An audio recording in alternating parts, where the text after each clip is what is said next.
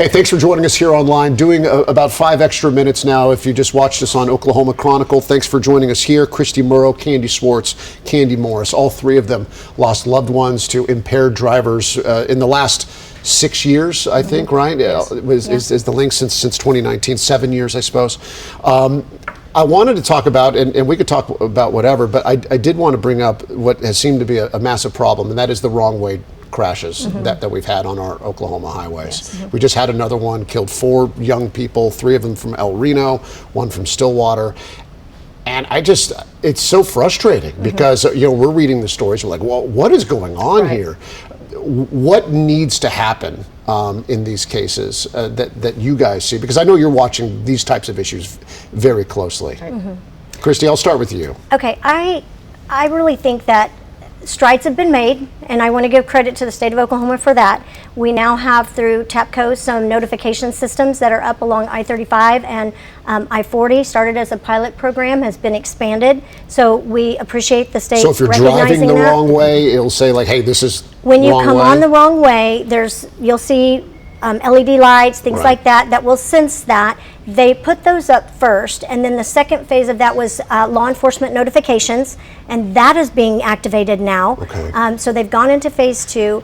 We hope that they will then add a phase 3 and do right-way driver notifications and notify someone who's driving, hey, there's danger coming your way, so that they can be hyper aware, potentially take evasive action. That's the next step, because law enforcement can only get to a notification so quickly, and cars are driving 70 miles an hour. By the time they get a notification at this mile marker, the driver is actually clear at that one. Sure. I mean, these things happen obviously very fast, but we have technology nowadays. And we should be utilizing it. In this day and age, there's no reason for this much wrong way driving or the fatalities that it causes. There's really no reason. We have plenty of technology that we can utilize if we will. I mean, let's open it up to a little bit broader here, and we had a larger conversation over on KOCO, but as far as, things that we think that can happen in the future that could make a big difference. Candy, either one of you, 2 Candies here, either one of you have anything that jumps out, like saying, this should have happened yesterday? Good. Well, I will just say, so like I had mentioned earlier, the man that recently hit my daughter, it was his 3rd DUI. I have done some research on his history, and I pulled some OSBI records on this individual, and there is a county case that is not listed on his OSBI report. I don't know why. Like it just didn't make it over? It didn't make it over. Most likely that individual was fingerprinted and that disposition was never sent to OSBI. That's kind of my guess at this point. But I'm going to do going to have some conversations with that particular county and see if we can figure out what happened and correct that. But if that's just one example of an issue, I'm going to say that there's several that are like that. So it's very important. We fully support law enforcement. It's very important that an individual is fingerprinted, that their case is processed correctly, that their blood alcohol, their blood draw from the hospital, that everything is followed correctly. But I previously was a court administrator, so I actually used to do some of those things.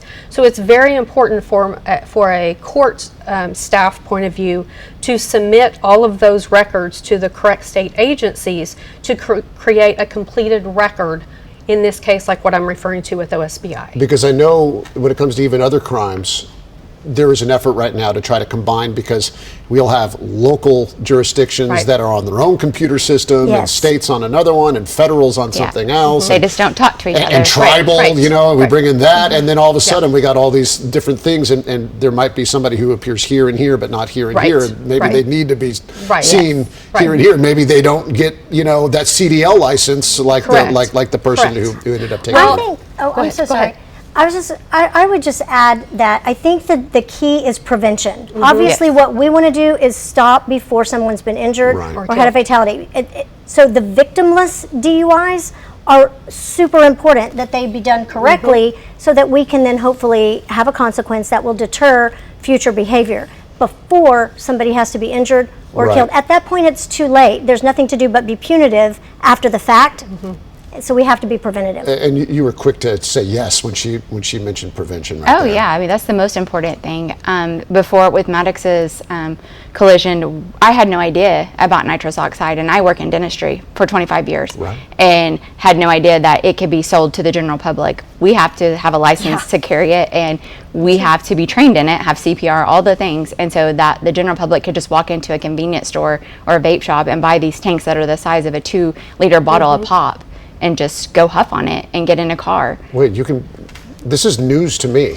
Yes. It's news to So- a lot of welcome. people. You can just get nitrous? Yes. Yes, and you can huff it? until August 14th when our bill goes into law. So you have a new bill that took care of Yes, that? yes. So we started legislation immediately about the May of 24, 3 months. As soon as I found out why the accident or the collision happened, we immediately reached out to our legislator to start working on that. But so many people every day have that same reaction. I bet like you. lawmakers had Yes. that reaction. They on did. that one. And I was They were going to very say some of confused. our pushback on some of them getting it on the floor agenda was a lot of them just didn't understand it, what it was, what it was. And so like, again, it was education and getting them to understand what the problem is and why it's needed. Right. But yes, we were able to get that passed. It was a 2-year process. We finally got it done in May, and it will go into effect on August the 14th. And the is name of that exciting. legislation? Is the Maddox Bias Act, and it is HB 1933. You know, we were told very early on in the process, after all of our court stuff, was if meaningful change is going to happen, it will be led by victims' families. And I wholeheartedly believe that, but we cannot do it alone. And so, Nor should it, and I know that you are all very eager and happy to do this under the circumstances, of course, but Yeah.